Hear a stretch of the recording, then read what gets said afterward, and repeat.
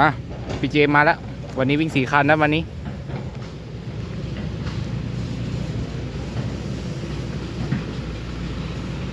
อืม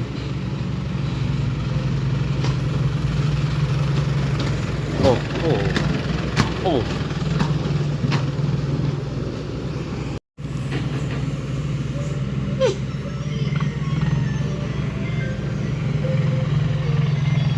วันนี้วิ่ง4 คันนะ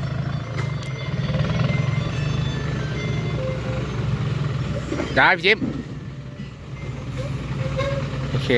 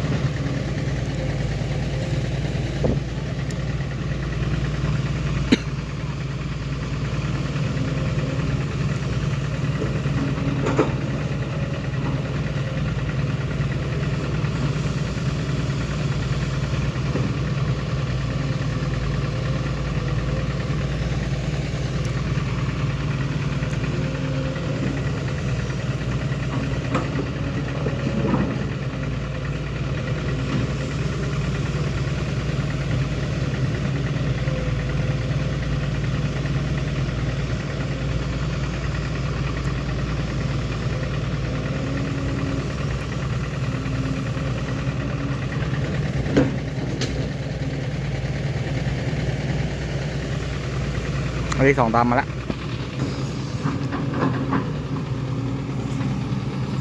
ท่าสวยงามเลยไปพี่เจมตูมันได้นิดตีเวอร์พี่ตูมันได้นิดตีประตูยังไม่สนิทเลยอะไปคันที่2เลย210ครับผม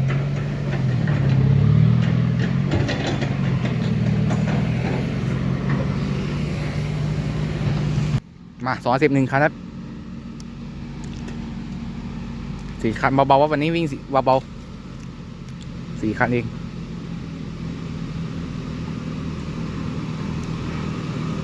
ยาวไปเลย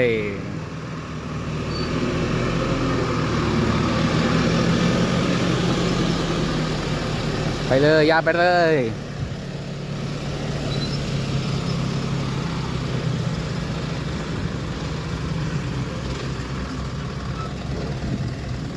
โอเค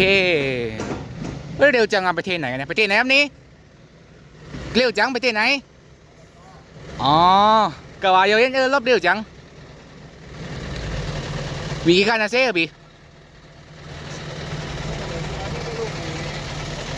อ๋อกับ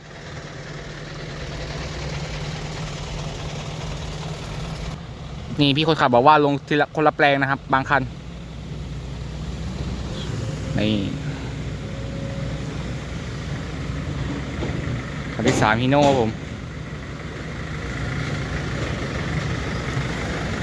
ไปลงคนละสายนะครับนี่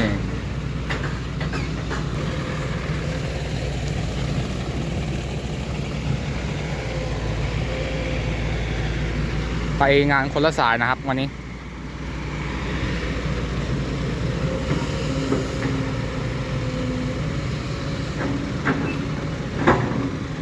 ดีครับบอวันนี้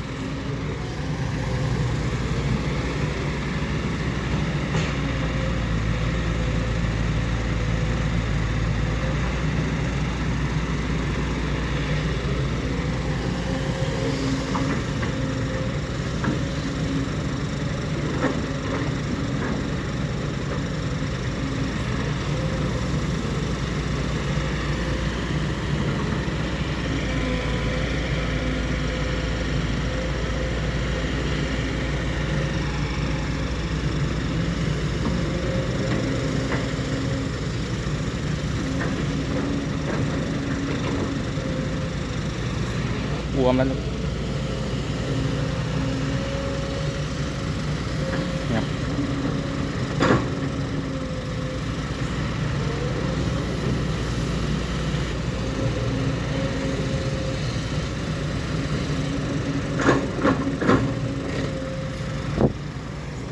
ยังไม่เต็มอีกโอ้โหหน้าเฉิดเลยร้อยจริงอย่าตรงนี้มันจะยกเยกนึงนะครับตรงนี้หน้าเชิดเลยเมื่อกี้ผ่านไป1 คัน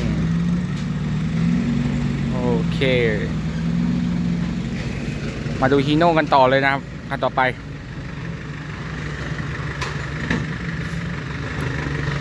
กระบะสูงมากครับคันนี้ได้ใส่เลย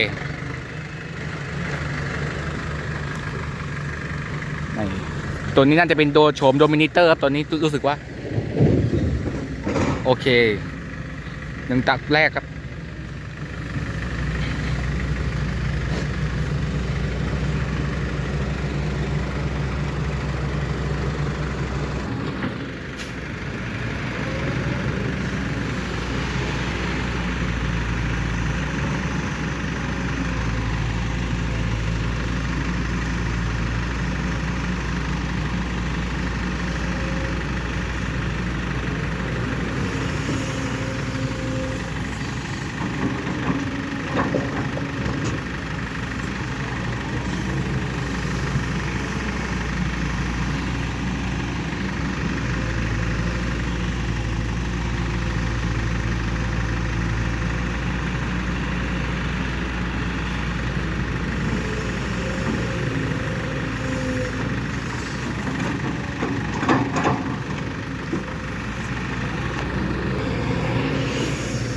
งานขุดสาวันนี้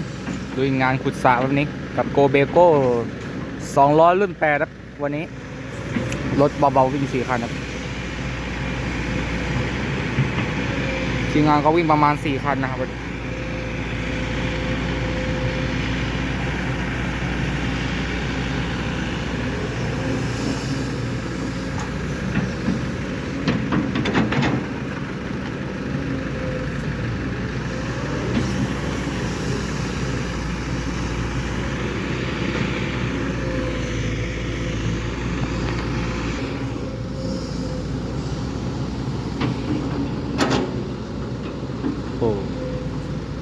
สบายเลยนี่กระบะสูงมากเลยคันนี้1.5 เมตรไหม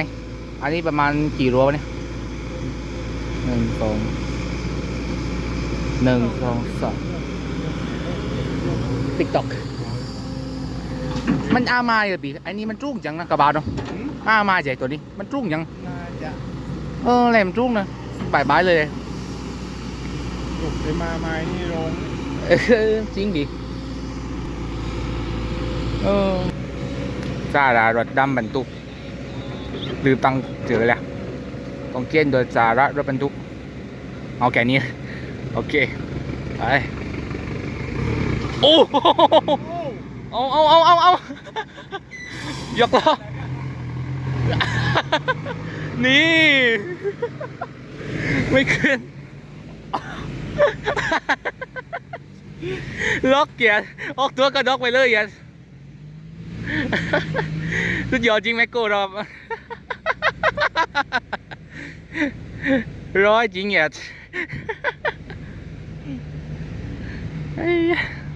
ไม่รอเจ็ด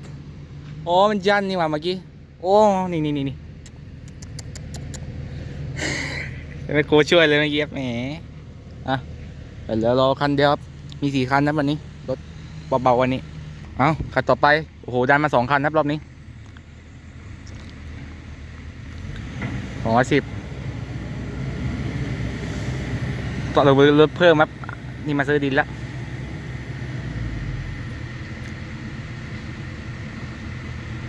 ซับไว้รุ่นบ้านนี่ตามด้วยฮีโน่ครับผม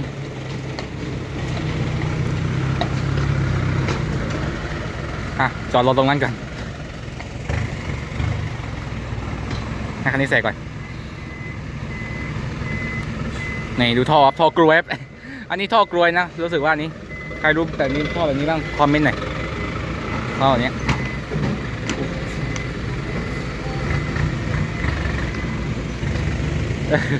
เข้ามาก่อนเข้ามาข้างในก่อน เคโอ้ไปคันแรกเลยแม็กญี่ปุ่นนะนี่แม็กสวยมากเลยแม็กกระทะล้อนี่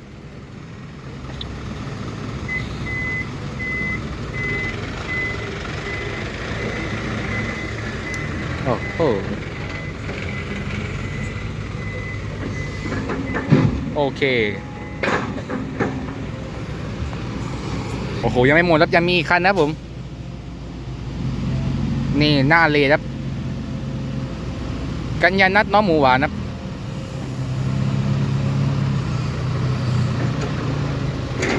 มันโอ้รถก็เริ่มวุ่นวายแล้วตอนนี้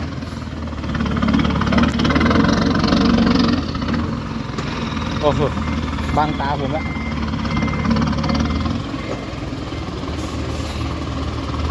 ด้วยไปจอดทีนี้จอดรอคิวก่อนโอ้บังตาเลยโอ้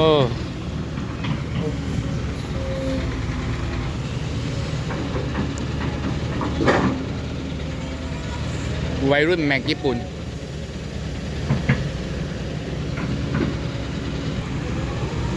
วันนี้งานขุดสาววันนี้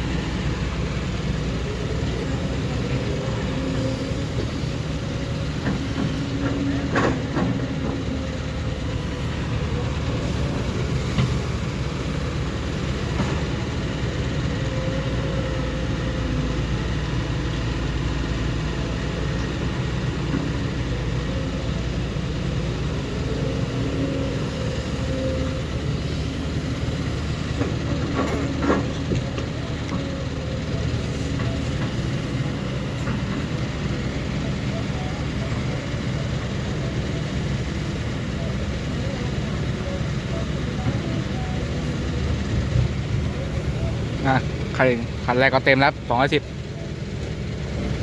ไป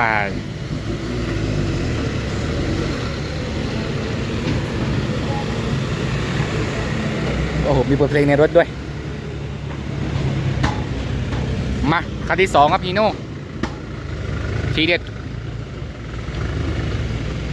น้องพันธุ์คันที่2ครับผม